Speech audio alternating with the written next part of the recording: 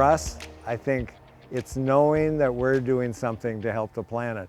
It was nearly a year ago when Bob Gagner and his wife Chris had solar panels installed on the roof of their Coon Rapids home. They worked with their contractor to put up a total of 18 panels. And our major goal is to help the planet, and one way we can do that is promote and encourage others. So we purposely put these 5 panels here so that others would see them as they walk by and drive by. The energy they're generating from the sun can be tracked on an app from their smartphone. So these are the 13 panels we have on the back of the house, and it's showing, that the upper panels are getting a little more sun right now. Coon Rapids saw its first solar installation back in 2017. Since then, 120 solar projects have been installed in Coon Rapids, including the Gagner's solar panels. And we now have prevented 8,646 pounds of CO2 going into the air. And it would that's the same as if we had planted 65 trees to clean the air. And that's just going to continue year after year after year. Gagner encourages those who want to learn more about solar to do their research. One way is to check out the Solar Energy Resource page on the City of Coon Rapids website. It's so fun for us. We got our bill yesterday. They paid us $135 to run our air conditioner and live here for a month. That is money back in Bob's pocket from his utility company. There are also federal tax rebates offering homeowners up to 30% back for solar installations. And for those who want to finance their project, they can apply for a low-interest loan through the city.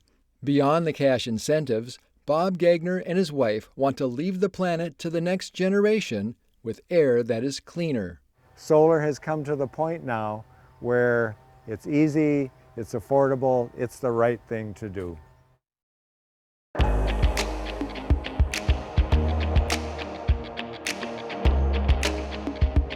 Here's a quick recap of the Tuesday, September 19th City Council meeting.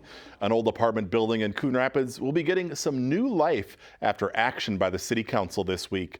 On Tuesday night, the Council approved a resolution authorizing the sale and delivery of conduit housing revenue bonds for the purchase and rehabilitation of the Mississippi View apartments.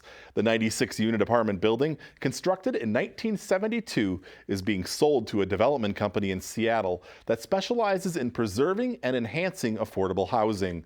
The total acquisition and rehab cost is $29 million. The city issues the bonds on the developer's behalf and is not on the hook for any of the project's costs. The city is getting a new fire engine. This week, the City Council authorized the purchase of a 2024 Rosenbauer fire engine at a cost of $925,000. The new engine will replace a 2014 Pierce fire engine. The old engine will likely be kept as a reserve engine. Bunker Hills Golf Club and Golf Tech are getting 5 more years together. On Tuesday night, the City Council approved a new lease agreement between the golf course and Golf Tech. The company began offering personal coaching, club fitting, and other golf services at Bunker Hills in 2013. The partnership brings in additional revenue from the driving range and lessons. The new lease will keep Golf Tech at Bunker Hills through September 2028. And that's a quick recap of the September 19th City Council meeting.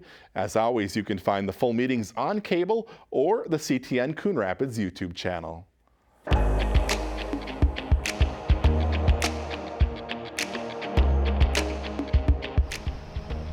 It's been about 2.5 months just to get us to this point where now it's coming up out of the ground. A new 1 million-gallon water tower is under construction southeast of the intersection of Coon Rapids Boulevard and Foley Boulevard. Once complete, the new tower will replace the oldest water tower in the city.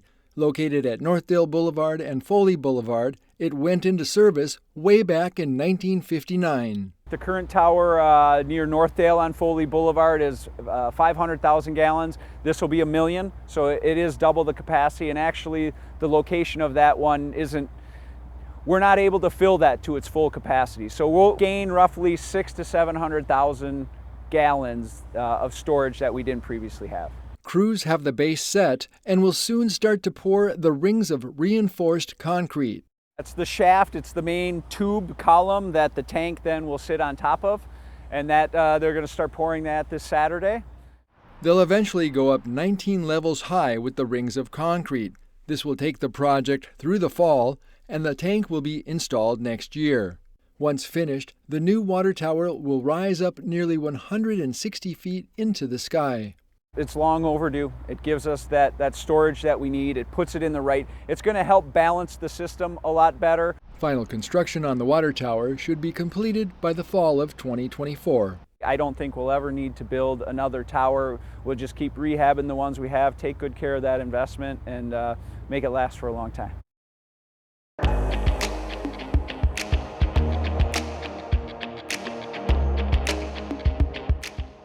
I'm not doing much of anything, but I do a lot of walking.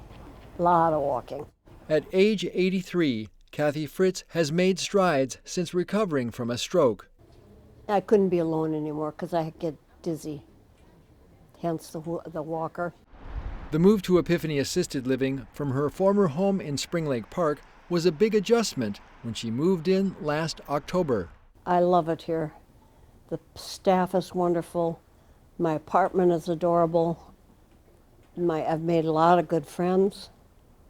I love it. B8. B8. This week marks National Assisted Living Week, which celebrates those who live and work in assisted living. The theme this year is Season of Reflection, so we're taking this year to reflect on what's important to us and what's important to our residents. Like carefully prepared meals in the dining room. They always try to, number one, make sure you're full, and number two, that you're eating nutritionally. Located on the campus of Epiphany Catholic Church, Epiphany Assisted Living has 52 residents in assisted living and another 23 in memory care. Assisted living is for anyone 55 or older who needs some assistance. Maybe they just can't cook anymore, so maybe they're living here just because they want to eat our meals. Maybe they need help with their medications. Their mission aims to support the diverse needs of residents while giving them the care and companionship they need. And you don't have to be Catholic to live at Epiphany Assisted Living, but for those who want to attend Mass, have the opportunity. And we walk to church. We don't have to go outside. So we just use our walkers and walk right to church.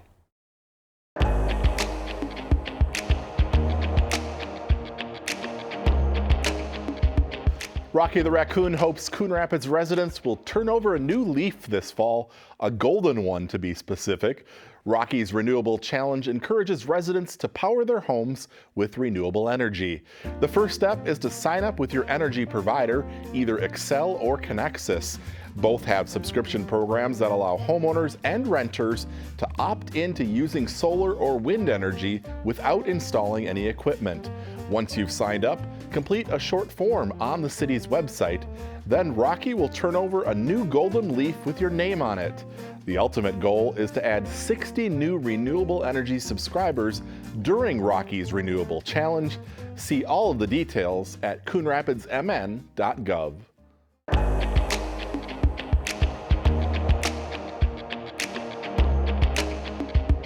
Here's a quick recap of the Tuesday, September 5th City Council meeting. The preliminary tax levy for 2024 has been set. On Tuesday night, the City Council set the levy for next year at $35.5 million, which is a 6.8% increase over this year's levy. There's no change to personnel planned in 2024. The budget includes the remaining funding for the new water tower off Foley and Coon Rapids Boulevard. $485,000 is included to cover half the cost of replacing the lighting at the soccer complex, which is 30 years old. Also, $300,000 is earmarked for improvements at Al Flynn Park. You can find more on the proposed budget by going to coonrapidsmn.gov/budget.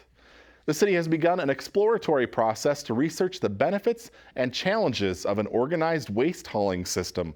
On Tuesday night, the City Council voted to begin the process, which could take up to 9 months to complete. The next step is a meet and confer session with city officials and haulers in late September. Under the current system, residents choose from a list of approved haulers. An organized system, which could be done in several different ways, is managed by the city. We're just getting information. There's definitely not a majority in this council that's driving for organized hauling. we appreciate free market. We just need more information. To learn more about the different options and timeline, go to coonrapidsmn.gov/organized hauling. There's also an online form residents can fill out to provide feedback to city leaders. Following state legalization, the council has adopted a new ordinance regulating the use of cannabis by adults in public places. Cannabis use will only be allowed at private residences and on private property not generally accessible to the public. The only exception would be for establishments or events licensed to permit on-site consumption. Violating the ordinance is a petty misdemeanor. A new public charter school is coming to Coon Rapids. This week, the City Council granted use flexibility to allow Innovation Science and Technology to operate in the strip mall adjacent to Boulevard Bar and Grill. They hope to open in the next few months. The school, most recently located in Brooklyn Park, serves about 80 students in pre-K through 7th grade.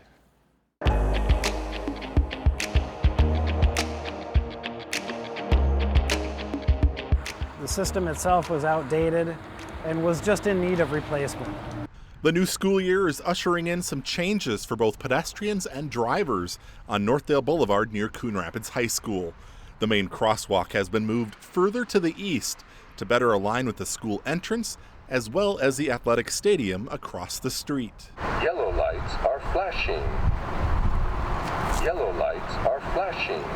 With the push of a button, pedestrians activate new signs with flashing lights to alert drivers they are crossing the road.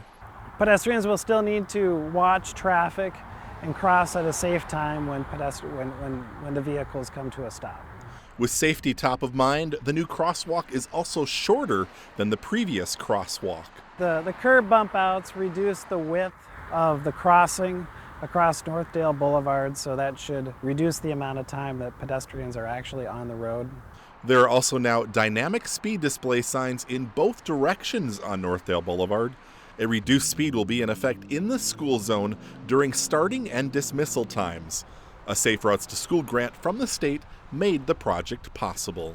We're hoping to draw the motorist's attention better to the fact when pedestrians are actually crossing, and just make it a safer place for both pedestrians and vehicles.